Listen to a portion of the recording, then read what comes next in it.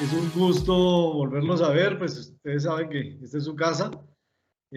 Tanto Claudia como Iván pues se han estado vinculados a la universidad desde hace mucho tiempo, incluso antes de que yo llegara a la universidad. Bueno, en la segunda temporada, en la primera pues eh, tal vez sí, yo le gano a Iván un poquito, en esa época él era estudiante, ¿no? En la primera etapa en la que yo estuve. Tanto Claudia como Iván pues son investigadores consumados. Ellos han trabajado mucho el tema del mercado laboral desde la parte académica y recientemente Claudia, sobre todo en el desarrollo de capacidades de las personas, sobre todo de los estudiantes y de los recién egresados, para que desarrollen toda su potencialidad para vincularse al mercado laboral. De hecho, Claudia tiene el curso de mercado laboral, que es que les permite posteriormente hacer las prácticas empresariales y nos ha ayudado de diferentes maneras. Yo me acuerdo que hicimos una vez unos talleres de liderazgo durante varios semestres y ahí salieron prácticamente todos nuestros líderes de nuestro programa, ¿no? Todos aquellos que fueron representantes de los estudiantes al consejo directivo, al consejo académico, al consejo de carrera, los que nos ayudaban en todas las actividades de la universidad, las que promovían gran parte de nuestra actividad, que es lo que hace que este programa sea un programa bastante exitoso. Iván, pues es un investigador completo, pues su mayor actividad está dirigida a hacer trabajos de investigación que combina con la docencia. Entonces queremos darle la bienvenida a los dos. Valentina, ¿tú vas a leer la hoja de vida o cómo es? ¿No te escuchamos? Sí, profe. Listo. Entonces, bueno, bienvenidos. Entonces, están en su casa y la que va a dirigir, digamos, todo este proceso en la parte formal va a ser Valentina. Va a estar aquí muy pendiente. Listo, bienvenidos. Gracias, Héctor. Gracias, profe. Listo. Buenas tardes. Hoy contamos con la presencia de la ingeniera Claudia Villegas Gómez, quien ha sido directiva universitaria y de empresas por más de 25 años, alternando sus funciones de dirección y gestión con la práctica de la docencia universitaria en todos los niveles de formación, pregrado, posgrado y educación continuada en diferentes áreas del conocimiento, especialmente en proyectos, contabilidad, finanzas y desarrollo humano. En la actualidad, desarrolla programas de coaching de vida financiero y organizacional. También contamos con la presencia del economista Iván Lozada Pérez, egresado de la Escuela Colombiana de Ingeniería Julio Garavito, profesor e investigador, miembro del Semillero de Historia Económica de la Escuela y del Grupo de Socioeconomía, Instituciones y Desarrollo de la Universidad Nacional, consultor en temas relacionados con el derecho a la alimentación, derecho a la educación y administración de empresas. Bienvenidos, los dejo en su compañía. Gracias, Valentina. Bueno, para mí es un honor realmente estar acá, sobre todo en presencia del señor decano, gran académico, que le ha dado un gran vuelco al programa de economía en la escuela. Sí, estoy vinculada a la escuela hace muchísimos años y estuve desde que inició el programa de economía en la escuela. Y realmente, pues voy a hablarles un poco de todo esto. Primero, muchos de ustedes son aspirantes a estudiar economía, también hay algunos estudiantes. Y en este momento, cuando se va a empezar a estudiar o se está estudiando, se puede pensar, bueno, ¿y qué sigue después de esto? Entonces, después de esto es entrar al mercado laboral. Pero, ¿y qué es mercado laboral? Entonces, pues la respuesta es muy sencilla. El mercado laboral es aquel donde confluyen la oferta y la demanda de trabajo. Es decir, se refiere a quien ofrece trabajo y quien quiere trabajar. Ahí están esos dos actores. ¿Quién lo conforma? Los trabajadores que están dispuestos a trabajar y los empleadores que contratan a esos trabajadores. Entonces, para hablar de ese mercado laboral de un economista, vamos a hablar de eso. Entonces, la primera pregunta es, oiga, pero ¿y qué hace un economista?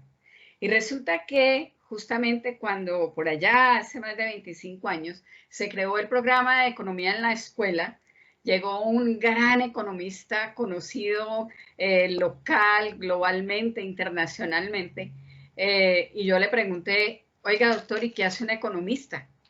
Y realmente creo que llevamos 25 años contestando eso, porque hace demasiadas cosas.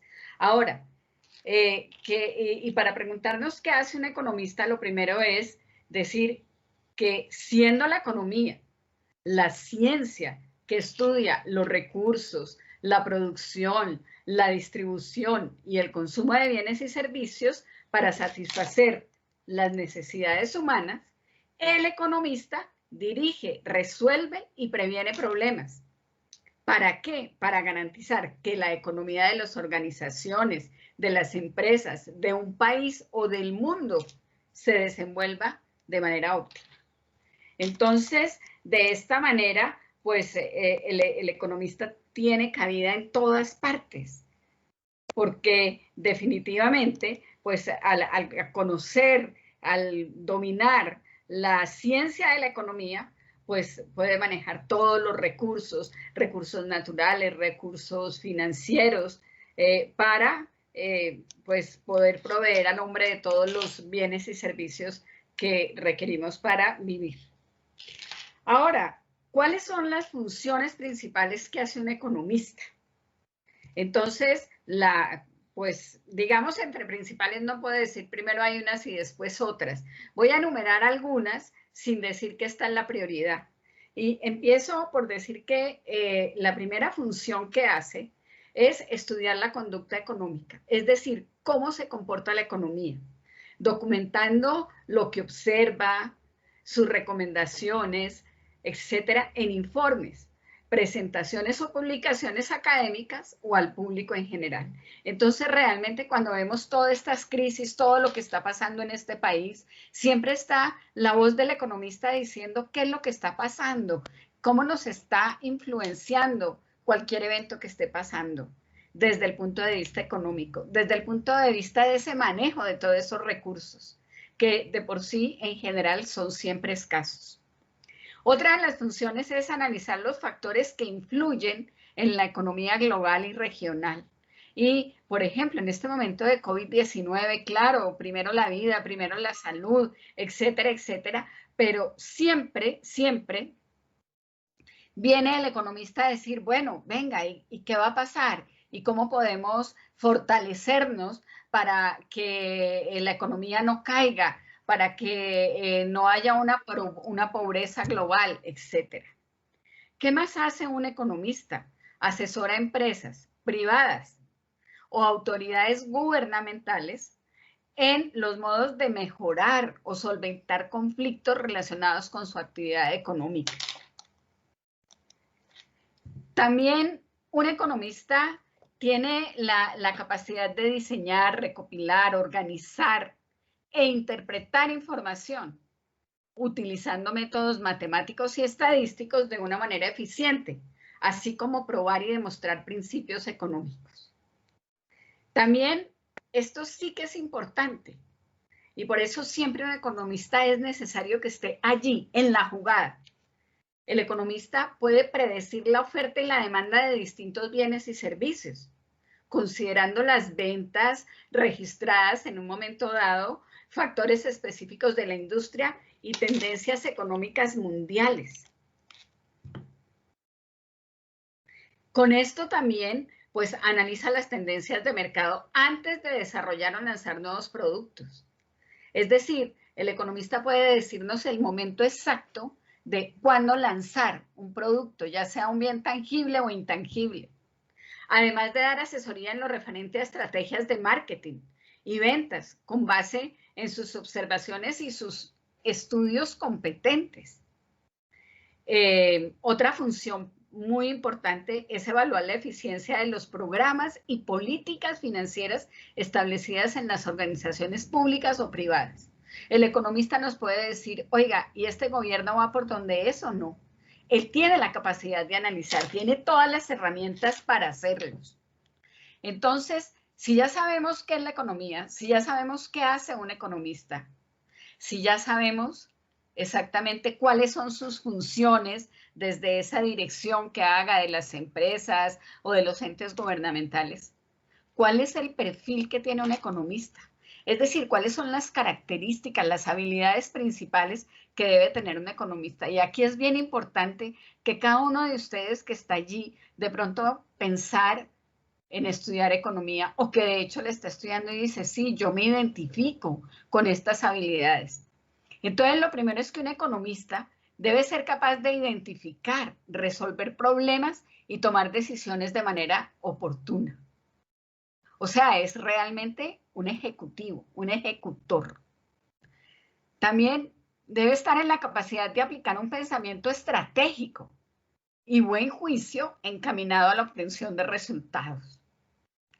El economista debe ser organizado y capaz de manejar su tiempo efectivamente. También es muy importante que ese economista pueda establecer y mantener relaciones de trabajo cooperativas, es decir, que pueda trabajar en equipo para que de manera multidisciplinar, porque es que puede trabajar con todo tipo de profesionales, desde las ciencias sociales hasta las ciencias, digamos, matemáticas, biológicas, físicas, etcétera. Siempre hay una interdisciplinaridad y puede cooperar y formar equipos de trabajo. Mire esto tan bonito. El economista tiene excelentes habilidades de comunicación que le permiten comunicarse claramente, tanto de manera escrita como oral, para brindar una mejor asesoría a los clientes en materia económica y estar en la capacidad de simplificar el lenguaje técnico y los conceptos requeridos. Es decir, una de las habilidades grandes que tiene el economista es poder hablar de tú a tú con las personas, poder llevar toda esa ciencia económica al día a día. El economista también debe estar en la capacidad de elaborar informes económicos basados en toda la información que ha recopilado. Esto es bien importante, debe tener la capacidad para investigar y analizar información numérica, manejar herramientas computarizadas y programas especializados, además de ser capaz de emplear los distintos lenguajes de programas estadísticos. Programas estadísticos como hoy día, por ejemplo, SAS, Stata, etcétera.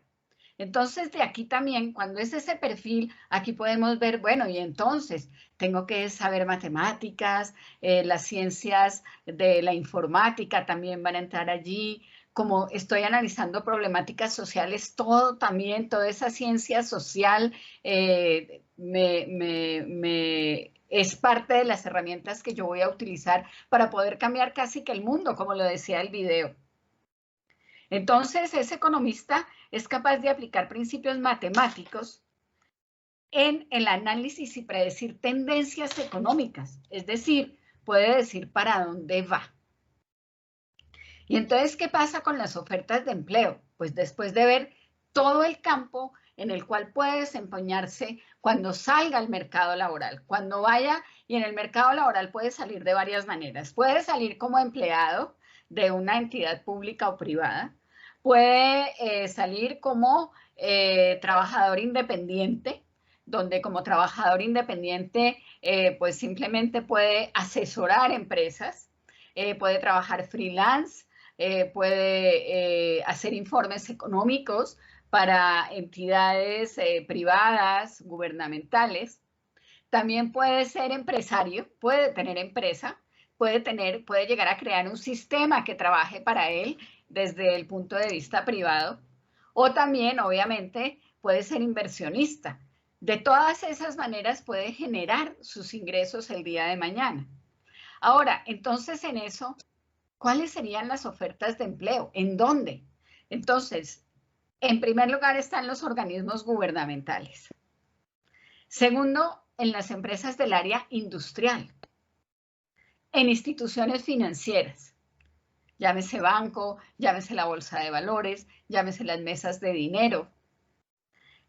Puede ser planificador de empresas, Entonces puede estar en las juntas directivas de las empresas o puede estar en el staff directivo de una empresa.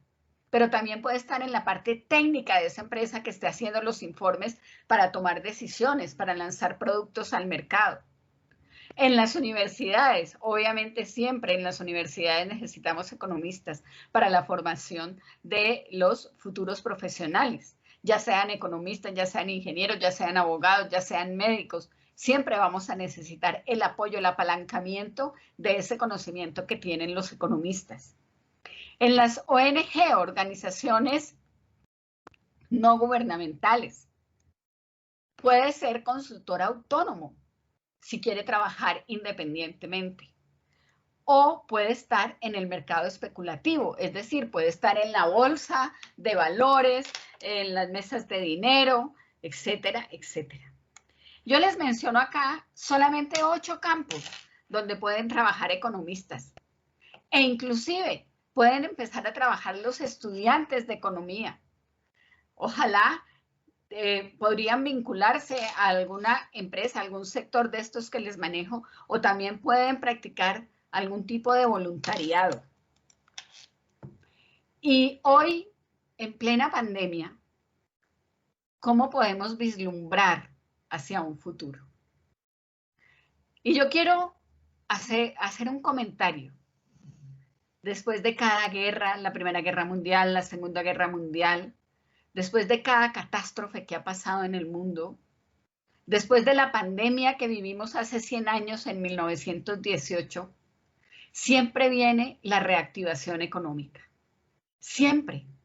Siempre ha venido la revolución industrial, porque la economía puede caer en un momento, pero ella tiene que volver a surgir.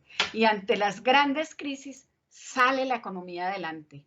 Así podemos vislumbrar el futuro. Entonces, mire, en 4 o 5 años ya tendremos de nuevo una economía consolidada o en proceso de consolidación. Que haya pasado toda esta crisis de salud mundial, esta pandemia, y la economía hay que reconstruirla. Y ustedes, aspirantes y estudiantes, pueden tener en sus manos la solución, la innovación, la creación de un mundo mejor y fortalecido. En su formación enfrentarán todos los retos para crear y hacer que el futuro que imaginan sea. Y si ustedes quieren dar ese grano, yo no digo un grano de arena, yo digo una piedra gigante para que salgamos adelante, ahí está el economista, al pie del cañón. En su formación recibirán todos los fundamentos teóricos necesarios, las herramientas y el desarrollo del ser humano que requiere salir a aportar al mundo soluciones eficaces y oportunas en la coyuntura de este momento o en la coyuntura del momento cuando ustedes vayan a salir al mercado laboral. ¿Y cuál es el gran reto en este momento? El súper reto que ha salido y que venía caminando, pero la pandemia nos lo puso en bandeja. El nuevo reto es la promesa de la digitalización. Y en este sentido, el estudio y el trabajo remoto llegó para quedarse. Así se acabe la pandemia. Vamos a seguir trabajando de manera remota, porque esto ha sido una fuente de innovación para las empresas, una manera de bajar costos, o sea que eso estará. Y en la educación hay mucho por hacer. No es que toda la educación se vaya a volver virtual, ni más faltaba, pero hay mucho que hacer en todo esto de la digitalización. Y entonces, para hacerle frente a esta pandemia, ha sido necesario recurrir mucho más a las plataformas electrónicas. ¿Para qué? Para trabajar, para comercializar y para comunicarnos. En este momento estamos haciendo uso de una plataforma electrónica para comunicarnos. De otra manera, seguramente estaríamos en el auditorio allá en la escuela y estaríamos haciendo esta misma conferencia presencialmente. Pero ahora, pues, afortunadamente por estas plataformas podemos hacerlo. Entonces, de aquí en adelante, vamos a imaginar ese futuro que queremos y vamos a hacer las acciones necesarias para que ese futuro sea. Y tenemos que explorar muchas cosas. Y ustedes, como economistas, ¿en qué? ¿Qué es lo primero? Las innovaciones financieras. ¿Cómo va a responder el mundo financiero, la banca, el mercado especulativo, etcétera, a estas plataformas digitales? Hay tanto por crear. Hay plataformas de comercio que deben conectar directamente a clientes y proveedores. Y mire, en este momento han salido los grandes unicornios, monstruos que no estaban antes de la pandemia. Por ejemplo, Mercado Libre es hoy una plataforma impresionante. Era importante, pero se ha convertido hoy en una fuente inagotable de comercialización. Y eso pues se hizo más con la pandemia. Entonces, ¿cuántos mercados libres más hay que crear? Plataformas como esa. Ahora, otra manera de terrenos para explorar es las soluciones logísticas. Ya no estaban vehículos compartidos, teníamos el Uber, teníamos, bueno, se me viene ahora a la cabeza el Uber, pero eso no puede parar allí. Eso no puede parar allí. Esa parte también va a requerir de plataformas, también va a necesitar de digitalización. ¿Y qué ha pasado? ¿Qué ha salvado la pandemia a nivel mundial? Los domicilios, los domiciliarios, o sea, el personal de reparto a todo nivel, de bienes y servicios, llámese del consumo común y corriente, del domicilio que llega a su casa, de la papa, el arroz y la carne, pero también todo el reparto a nivel mundial, a nivel global, qué está pasando con todos los bienes que necesitamos, cómo van a ser esas plataformas. Y en general, ¿qué nos trae la digitalización? La creación de nuevos productos a todo nivel. A todo nivel. Productos tangibles e intangibles. Entonces, tenemos la manera de crear un futuro. Y yo quisiera preguntarles, ¿cómo te imaginas ese futuro? ¿Y qué eliges tú hoy para crear ese futuro?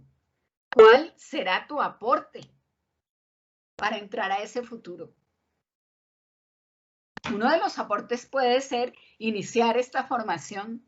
Ya sabes que tienes todo el mercado laboral. Ahora, puede que digan, no, que mire, que es que el trabajo se ha acabado, que esta pandemia ha destruido empleo, etcétera, etcétera. Depende. Sí, ha destruido empleo,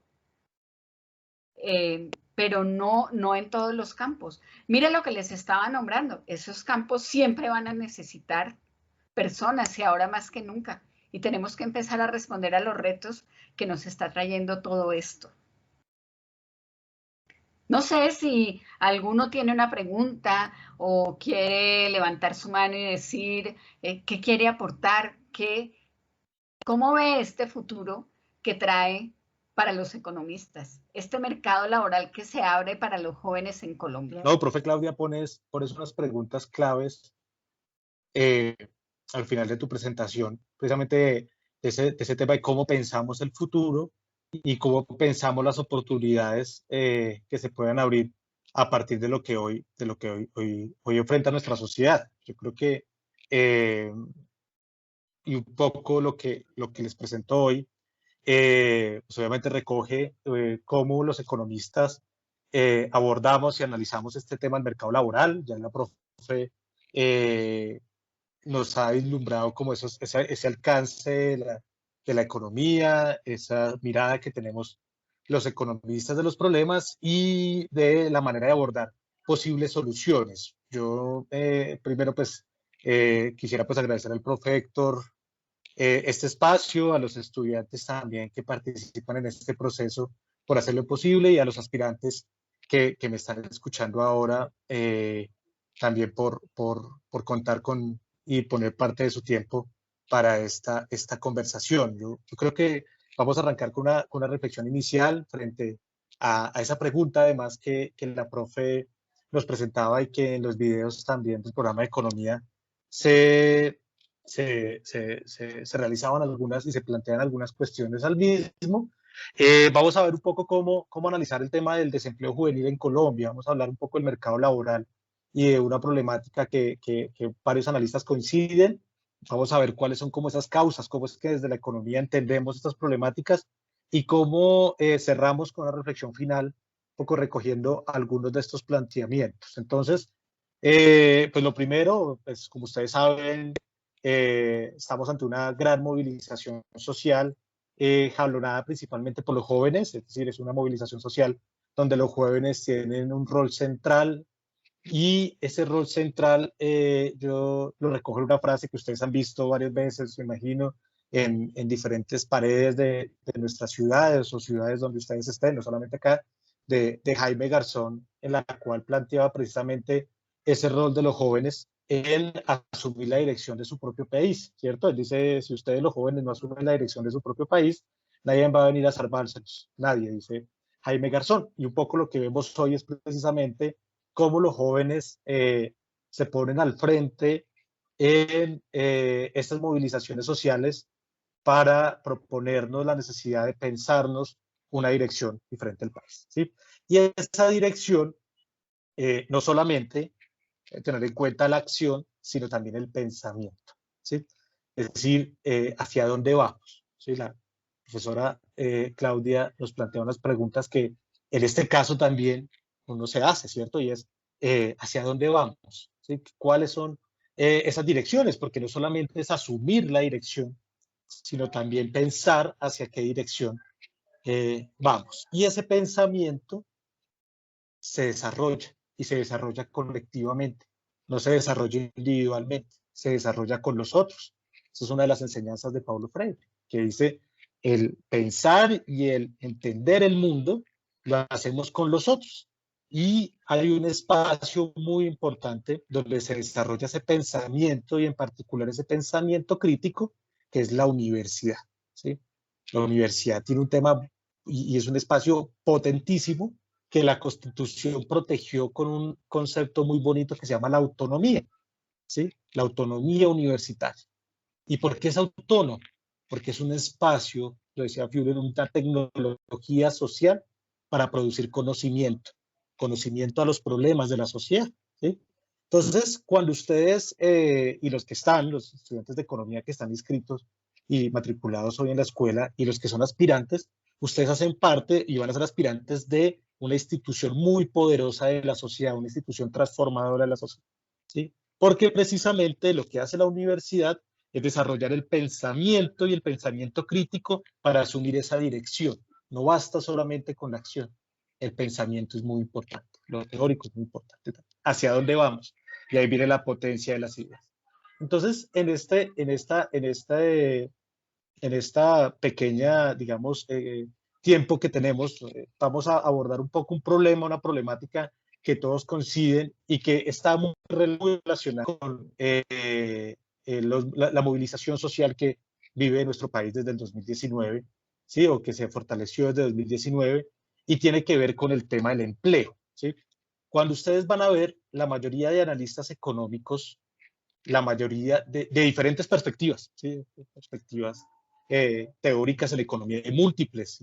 Y una de las, digamos, de los elementos más valiosos de la escuela de ingeniería es que es un programa organizado de forma pluralista, ¿sí? Donde ustedes van a poder conocer, estudiar, aprender, apropiarse de diferentes perspectivas, diferentes formas de abordar la sociedad, pero si ustedes van a ver, independientemente de muchas de esas perspectivas, la mayoría de analistas van a coincidir que uno de los principales problemas económicos y en general sociales que tiene Colombia es el alto nivel de desempleo y la informalidad laboral, ¿sí?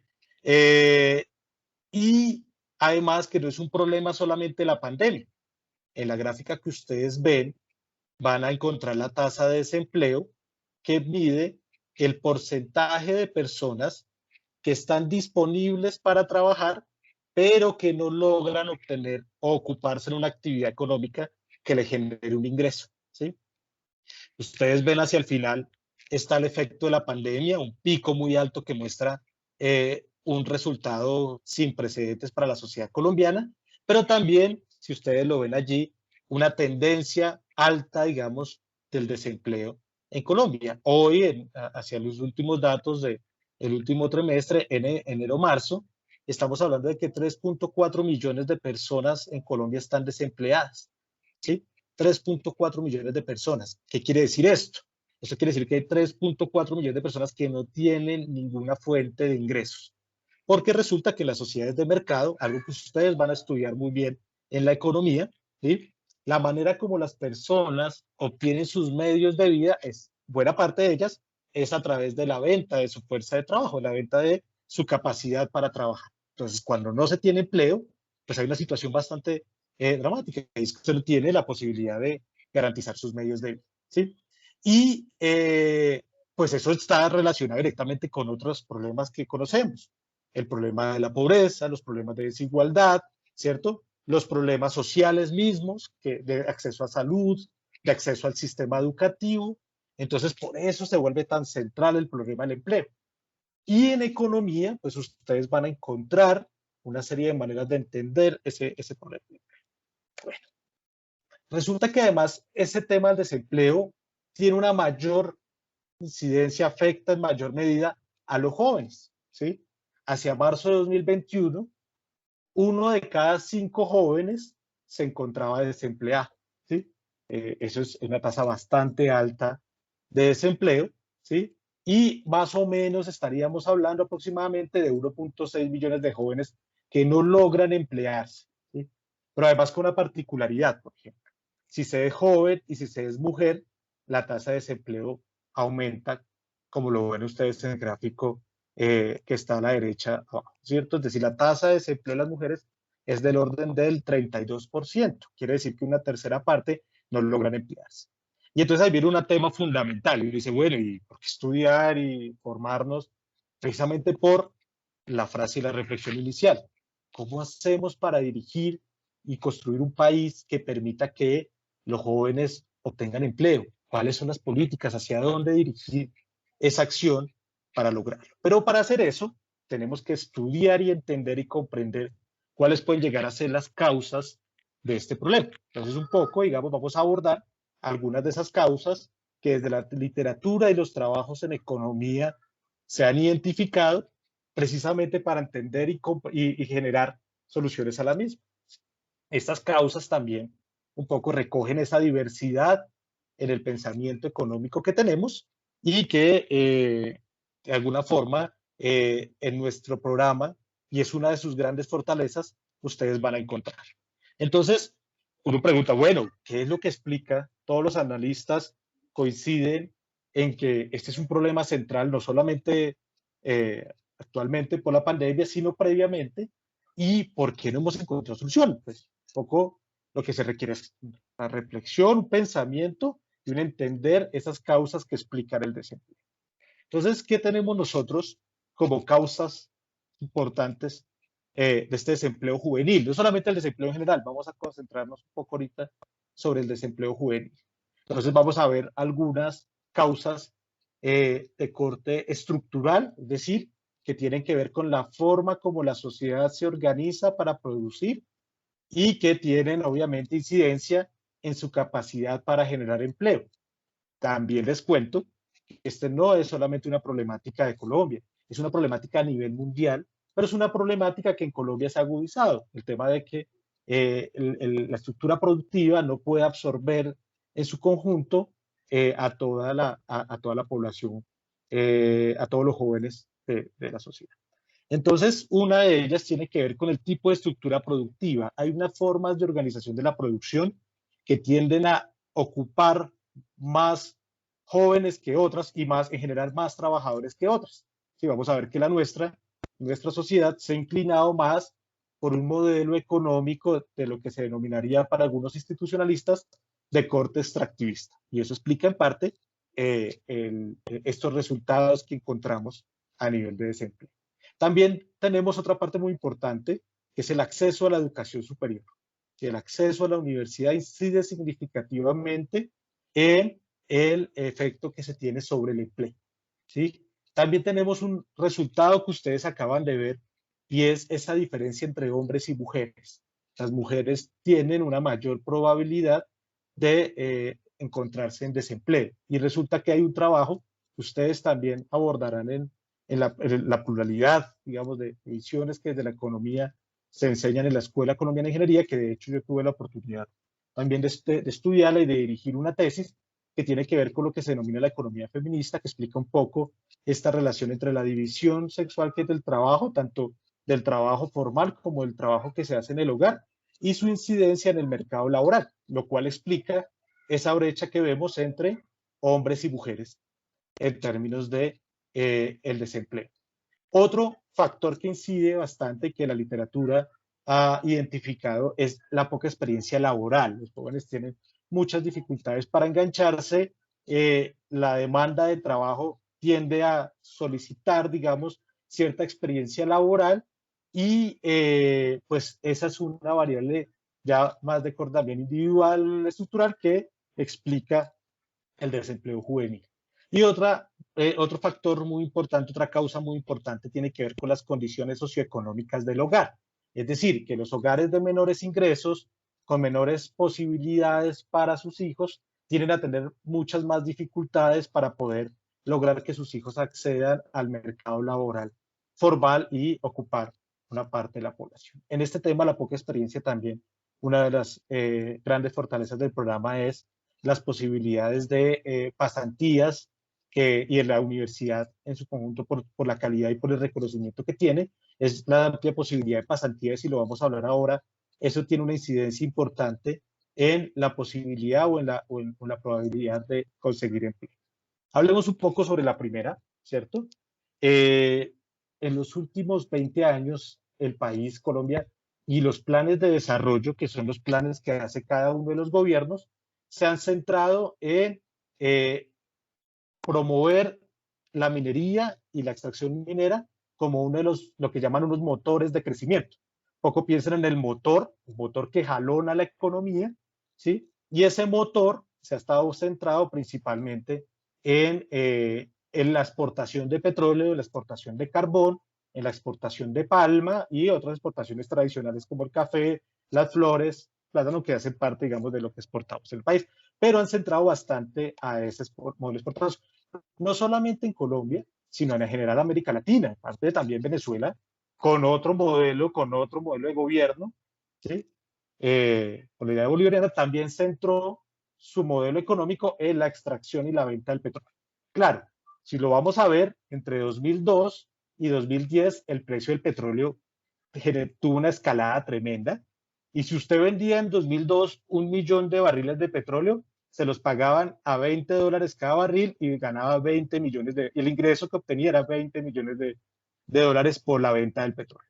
Pero si usted lo vendía en 2008, iba a obtener 150 billones de dólares por vender ese mismo millón de barriles de petróleo. O sea, miren el impacto del precio y de la escalada que va a tener los precios del petróleo en la venta. Y claro, va a ser un motor tremendo de jalonamiento de la economía. Pero resulta que hay un problema con el sector minero energético en términos de empleo, que es un sector que genera poco empleo y poco empleo para la sociedad en su conjunto, pero también para los jóvenes.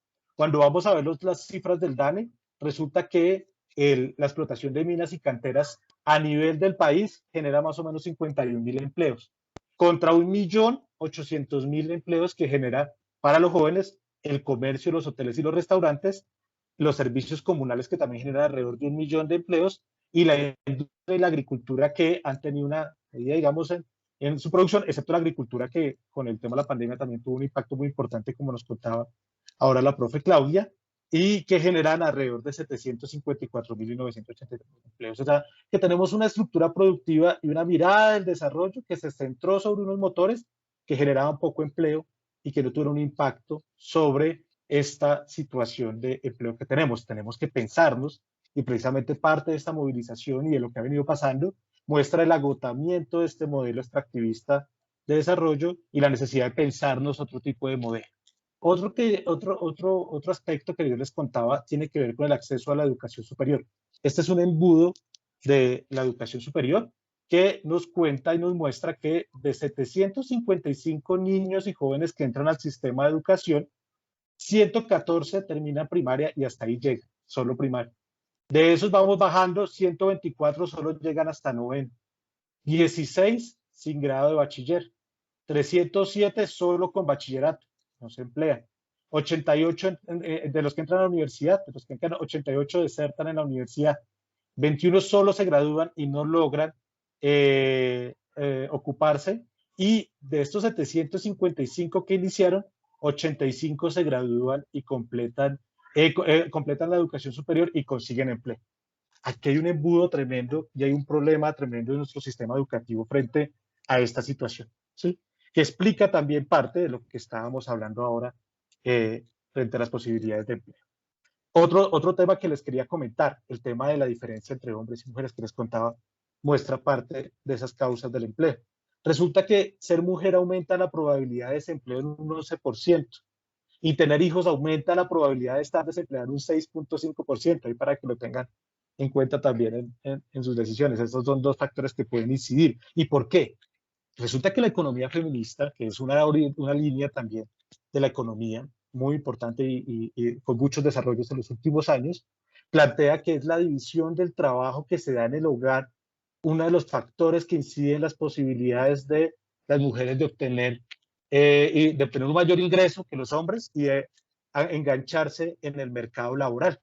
En promedio, digamos, las mujeres, ese cuadro que ustedes ven a la derecha, lo desarrolló un estudiante de economía de la Escuela Colombiana de Ingeniería, una tesis muy brillante, muy buena, Mateo Tunerrosa, ¿sí? Que en 2017 hizo un trabajo sobre el trabajo doméstico en Bogotá y mostraba precisamente esas diferencias tan fuertes que hay entre el trabajo doméstico que hacen las mujeres con hijos. Mire, 4.5 horas al día, 4.56 con 4 horas 56 minutos al día dedicado al trabajo doméstico frente a 2 o 2.25 horas que dedican los hombres al trabajo doméstico. Y él encuentra una correlación y hace un modelo econométrico bien interesante, que es algo que ustedes van a ver también aquí en el programa de Economía y que algunos de los que nos acompañan lo están haciendo, sobre esa relación entre el trabajo, la división del trabajo, tanto en doméstico como el trabajo laboral formal, y los ingresos y la oportunidad de ocuparse. Ese es un trabajo también que les recomiendo a los estudiantes de economía puedan revisar. Es un trabajo muy, muy bueno que hizo Mateo de la Escuela de Ingeniería. También en términos de la experiencia laboral, lo que les contaba, eso tiene una incidencia importante. Resulta que un año adicional de experiencia reduce la probabilidad de los jóvenes de desempleo en un 1.5% en la probabilidad, es decir, se reduce la posibilidad de quedarse en desempleo o estar en desempleo. Lo mismo el hecho de que realicen o que tengan experiencia previa como pasantes. Eso es algo que para los aspirantes como para mis estudiantes les recomiendo también revisar la importancia de las pasantías también y su impacto en la posibilidad de ocuparse, y el programa de economía precisamente de la escuela tiene una de esas fortalezas, como les comentaba, frente al tema de experiencia laboral. Pero miren todos estos elementos que causan, digamos, ese tema de desempleo. Y este que me parece uno de los gráficos más impactantes que he visto recientemente y que un poco explica también estas causas de esa movilización social y en nuestro caso, estas causas del desempleo. Acá ustedes en el gráfico de la derecha encuentran los países de la OCDE. La OCDE es una organización de países europeos, países latinoamericanos, Estados Unidos y algunos países de Asia, ¿sí? Que comparten buenas prácticas sobre política pública. Y este gráfico nos muestra la movilidad intergeneracional entre ingresos, ¿sí? ¿Qué quiere decir eso? Este gráfico quiere mostrar cuántas generaciones le toma a un hogar de bajos ingresos, los hogares más pobres, llegar al ingreso medio de la sociedad, o sea, llegar al promedio del ingreso de la sociedad.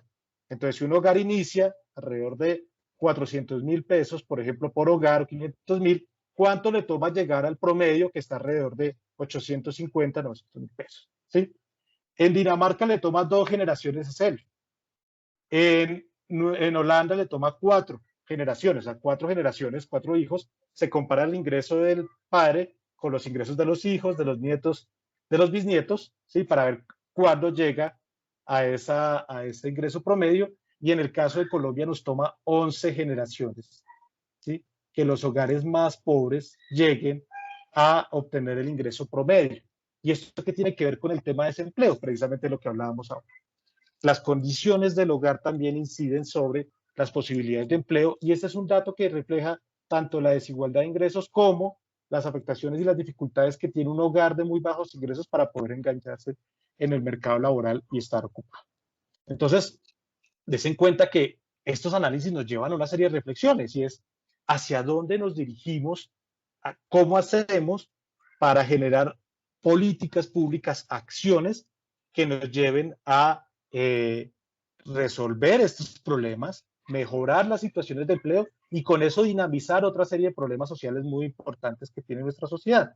Yo pongo acá 3 puntos que ustedes en sus programas, en sus materias de economía, los que están tomando materias probablemente los han abordado, los que no, y van a ser aspirantes y ojalá se matriculen en nuestra universidad también los abordarán. Uno tiene que ver con el desarrollo. De hecho, aquí hay un curso que se llama Crecimiento y Desarrollo Económico, y tiene que ver que cómo pensamos un modelo de desarrollo inclusivo y sostenible ambientalmente, ¿cierto? Y el cambio climático también se nos vuelve un tema fundamental de análisis que en nuestro caso, en nuestras materias, también se va a abordar. Otro tema muy importante tiene que ver con el sistema de ciencia, tecnología y de educación postmedia. Como ustedes ven, hay que abordar ese sistema de educación. ¿Vieron ese embudo? Hay que ver cómo es que nos pensamos, los jóvenes, ahora yo me incluyo también ahí, ese sistema de educación postmedia y de ciencia y tecnología. Y otro tema muy importante tiene que ver necesariamente con las políticas sociales de garantía de derechos. Estos son algunos puntos, ¿sí? No como soluciones, no lo vean así, como puntos de análisis que se deben abordar. Entonces, ten en cuenta que no es solamente asumir la dirección, buscar, orar, sino también cómo pensamos esas soluciones. Y ustedes en el programa y en la pluralidad del programa de Economía de la Escuela van a ver una diversidad de teorías que van a permitir darles una riqueza analítica para pensar varios de estos problemas, en particular esta problemática que les he presentado hoy, que tiene que ver con el tema del desempleo y el desempleo de los jóvenes. Con eso termino y muchas gracias por su tiempo y por este espacio. Mira que una de las fortalezas que tiene el programa es que el programa de economía está, digamos, inserto en una gran facultad de ingeniería y ellos ven sus asignaturas juntos, comunes. Toda la formación matemática, pues la tienen y de ahí está todo este análisis crítico de las situaciones y cuantitativamente están súper bien, ¿no? Eso es una fortaleza muy grande. Sí. Valentina, yo veo que hay unas preguntas ahí, dale.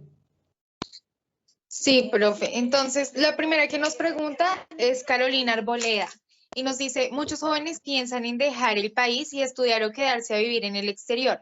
¿Esto es recomendable dadas las condiciones laborales del país? ¿Qué implicaciones tendría ello en el mercado laboral y en la economía colombiana?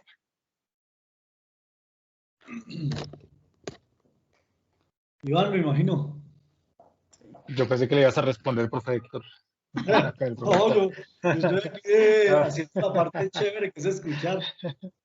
Listo, no, profe Héctor. No, mire, qué pregunta tan interesante, Carolina. Y mira que con eso iniciaba la reflexión inicial, ¿no? De David Garzón, que decía, oiga, hay que asumir la dirección de su país.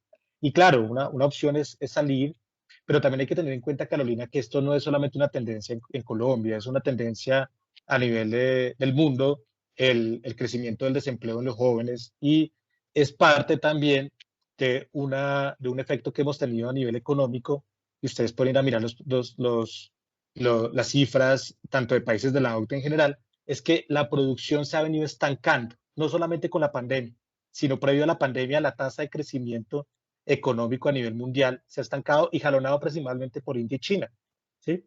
Entonces ahí hay un tema complejo, y es que porque la producción se estanca, ¿sí?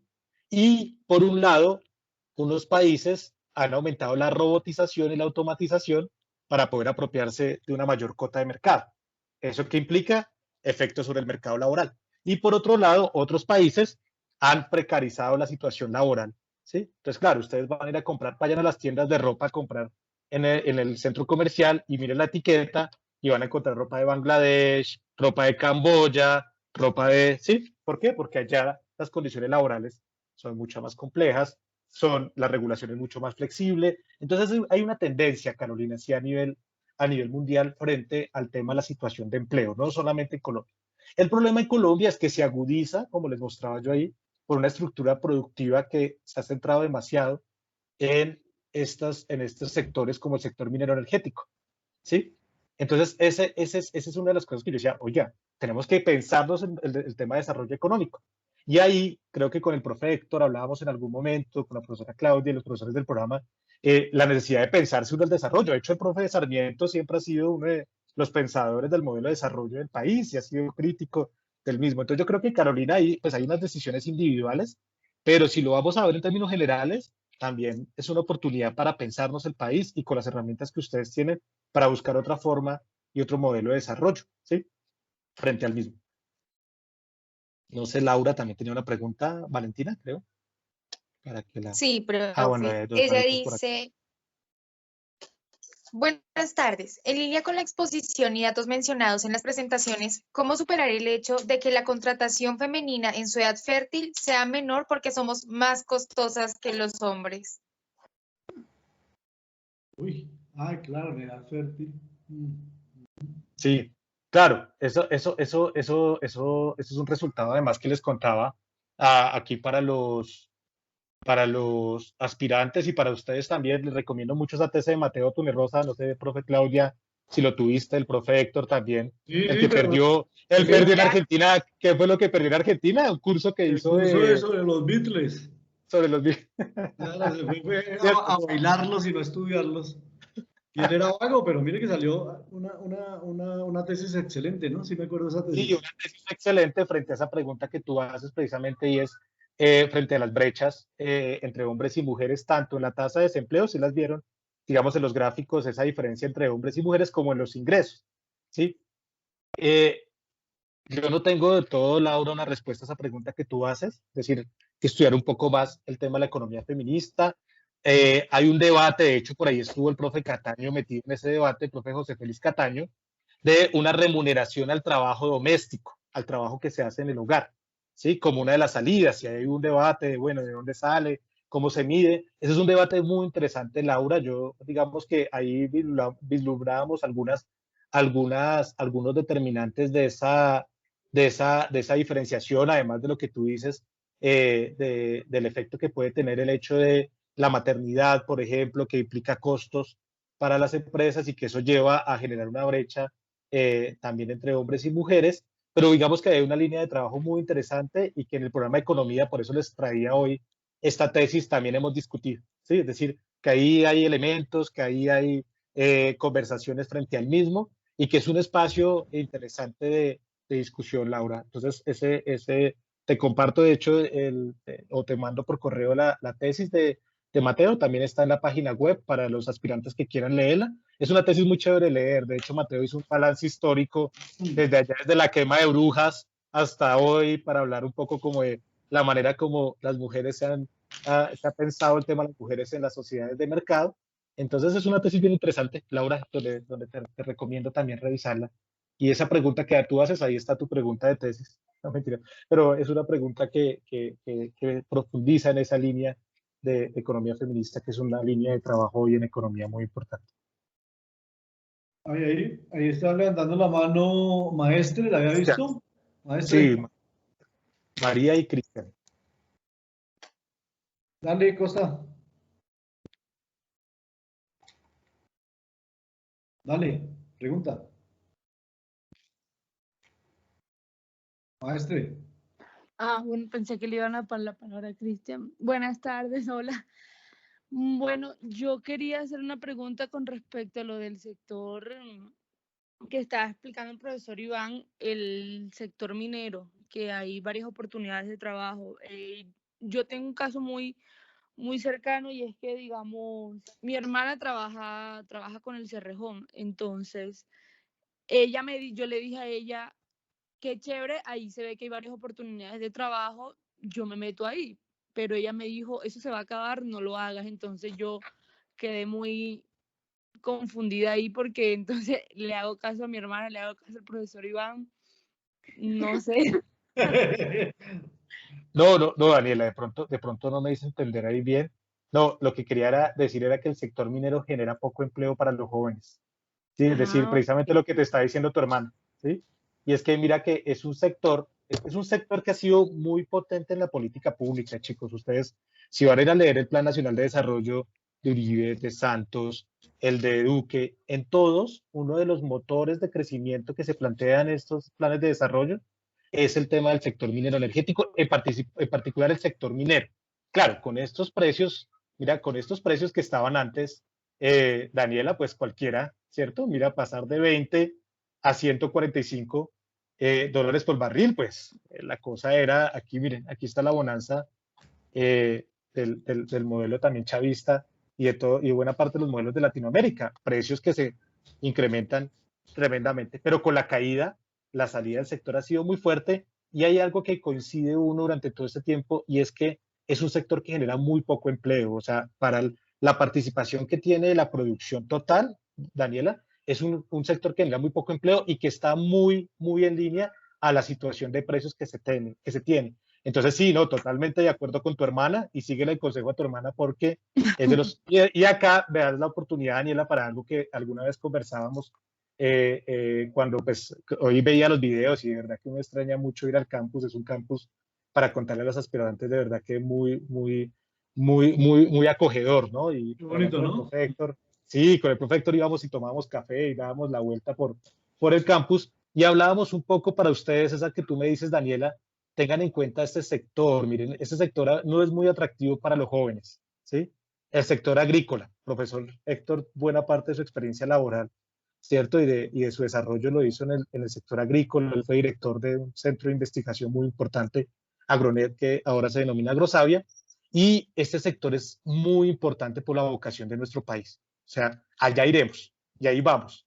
Y cuando ustedes van a ver los temas de pobreza en la ruralidad, resulta que la pobreza rural no cayó, sí, como se esperaba. Pues parte dicen que son los subsidios, pero también buena parte fue el dinamismo del sector agrícola. Es un sector que genera, es el tercer sector que más empleo genera en los jóvenes, ¿sí?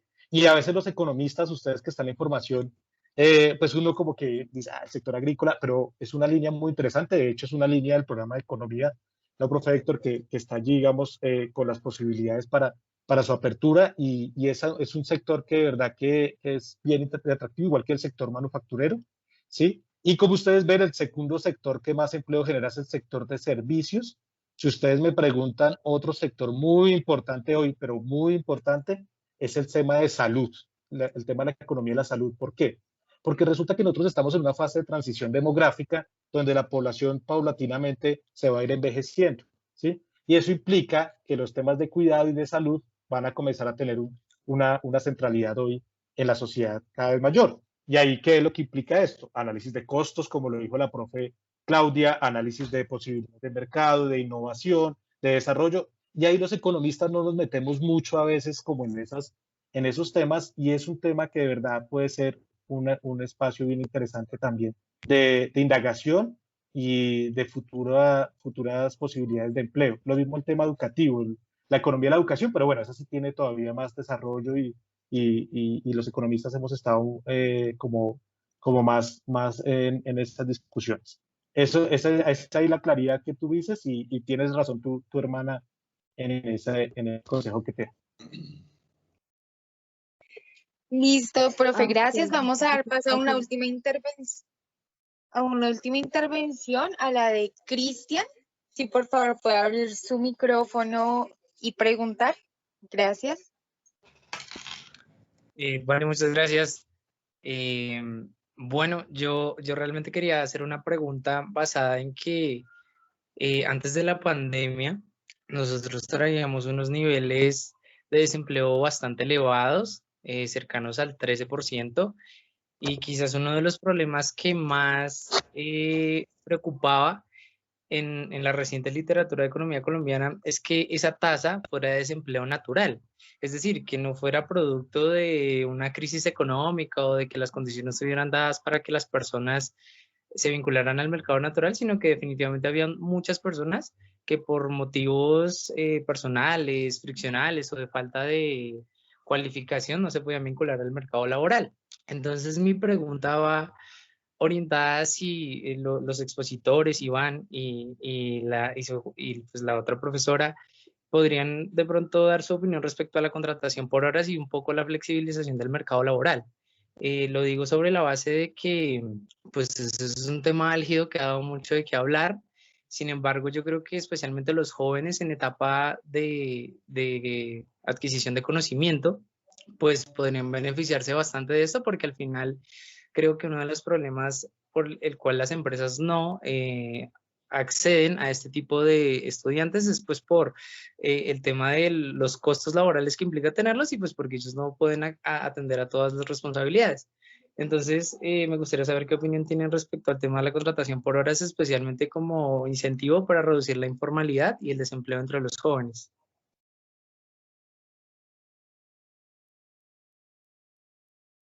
No sé, Iván, si quieres decir, Sí, claro, profe. Lo que puedo decir es que la contratación por horas no es nueva. Hace años está la contratación por horas y la contratación formal. De hecho, en el sector educativo, pues la contratación es por horas. Todos los profesores cátedra son por horas y tienen una vinculación formal con contrato de trabajo, con prestaciones, etcétera. De igual forma, pues hay una jornada laboral determinada en Colombia hoy de 48 horas y hay, digamos, vinculaciones parciales de tiempo. Hay gente que puede estar medio tiempo, etcétera, y llega a poder ver eso. Entonces, digamos, mi respuesta a todo esto es de sí, la formalidad laboral es importante, muy importante, y a la luz de que yo creo que en unos años prácticamente va a ser complejo de que alguien esté vinculado laboralmente y formalmente a una empresa, porque está muy al freelance, al trabajo independiente, etcétera, etcétera. O sea, yo sí estoy de acuerdo en flexibilizar un poco la manera de contratación, porque eso ayudaría. Es mi punto de vista. No sé, el experto que dice. No, profe, ¿cuál experto? No, para nada, pero le cuento, Cristian, qué bueno escucharlo, ¿sabes? Hace tiempo no lo escuchaba, Cristian. Bueno, les cuento muy rápido una anécdota. Yo fui pasante del Banco de la República cuando era estudiante de economía, ¿sí? Y mi director, o sea, el que trabajaba conmigo era el investigador Luis Eduardo Arango, que es experto en mercado laboral. O sea, sus trabajos son sobre mercado laboral. En ese momento, Cristian, la propuesta de él, pues en alguna de esas conversaciones que teníamos ahí como informales, él quería sacar una propuesta, pero pues no veía implicaciones políticas también, y era un salario diferencial entre regiones. Él decía, poco como dices tú, Cristian, hay una visión de la teoría económica que ustedes van a ver en nuestro programa de economía, que dice que parte del desempleo y su explicación es por el salario que reciben las personas. El salario el salario mínimo genera inflexibilidades, no se puede pagar menos de él, porque entonces estaríamos por fuera de la ley cometiendo un acto ilegal y por lo tanto pues eso es demandable ante las instancias que hay. Entonces él decía, tenemos un desempleo muy alto entre regiones, el eje cafetero tiene un desempleo tremendo, Nariño tiene un desempleo brutal, son unas tasas de desempleo todavía mayores a las que les mostré yo hoy, ¿sí? Entonces él decía, tengamos un salario diferencial y ese salario diferencial nos permitiría disminuir el desempleo. Esa era una propuesta. La otra propuesta, la que tú dices, Cristian, que ha sonado, que se llamaba carrasquilla, y es que el salario mínimo es demasiado alto y entonces hay que bajarlo porque genera rigideces, ¿sí? Y entonces eso lleva al desempleo. Y ahí aparece la idea de la tasa natural de desempleo que decía Cristian. ¿Qué quiere decir esa tasa natural de desempleo? Que el sistema económico tiene algo que no lo permite ajustarse, por ejemplo, un salario mínimo, y que por lo tanto se mantiene una tasa natural que hasta que no se flexibilice no podríamos acercarnos. O sea, teóricamente hay una noción ahí, Cristian, sobre el equilibrio. ¿Qué es lo que pasa con con estas explicaciones, Cristian? Que no tienen en cuenta la estructura productiva. Ven el mercado laboral, y ustedes lo verán con el profe Héctor en Economía Política, en Doctrinas 2, ¿sí? El libro Teoría General, y es que usted ve el mercado laboral como si fuera el mercado de pan, dice Keynes, es decir, el mercado de cualquier bien, como oferta y demanda. Y lo que Keynes va a tratar de explicar es que el mercado laboral tiene otras características diferentes a cualquier otro mercado de un bien y servicio. De hecho, esos son los primeros capítulos. la crítica a la teoría clásica del empleo, que estaba relacionando el salario con el nivel de ocupación. Yo no estoy de acuerdo porque en esa orientación yo sí creo que más en la línea de Marx, Keynes y Malthus, como él mismo dice, el nivel de ocupación de una sociedad depende de qué tanto se pueda o qué tanto los empresarios puedan vender lo que producen. O sea, usted al final, como empresario, ¿qué le sirve tener un salario de 400.000 pesos si la producción que usted logra no se realiza en el mercado? O sea, usted la lleva y no se vende. Entonces usted contrata el número de personas de acuerdo a la cantidad de bienes que también demanda y la que usted espera que se demande. Entonces, en ese sentido, Cristian, creo que poco la presentación iba también en esa línea. Qué bueno que hayas hecho la pregunta, Cristian, porque un poco se aleja de esa postura, porque creo que realmente lo que hay que ver es esa estructura productiva. ¿Qué tanto la estructura productiva es capaz de generar empleo? Y para cerrar la anécdota, yo le decía al profe, o sea que usted está pensando que vamos a llevar a Nariño la 26. ¿Por qué? Porque ¿qué es lo que genera una buena parte del empleo? La 26, el sector financiero, el sector de comercios. O sea que él pensaba que como íbamos a hacer más barato el salario en Nariño, íbamos a llevar todo lo que hay en Bogotá, que genera ese empleo, hacia Nariño. No, eso es inflexible. Es muy difícil atraer de esa forma el empleo y el trabajo. Entonces ahí hablábamos un poco y bueno, tiempo después él me dijo que si quería continuar y yo le dije, no, profe, muchas gracias, hasta aquí termino mi práctica. Mentira. Pero el trabajo con él fue muy interesante, Cristian, y esa pregunta que tú haces es una pregunta que en mercado laboral ustedes van a abordar en diferentes cursos. Hacía referencia aquí en Doctrinas 2, pero en macro también la van a ver, por eso hablas de tasa natural para los aspirantes, y también en los cursos de política económica lo van a abordar. Ese es un tema que ustedes van a estar abordando en muchos cursos. Entonces, para los aspirantes es un tema que de verdad que acá tocamos mucho y discutimos, y entre los profesores y estudiantes también lo hemos conversado. Gracias, Cristian, por esa pregunta, muy importante esa cuestión. Gracias, Iván. Gracias, Claudia.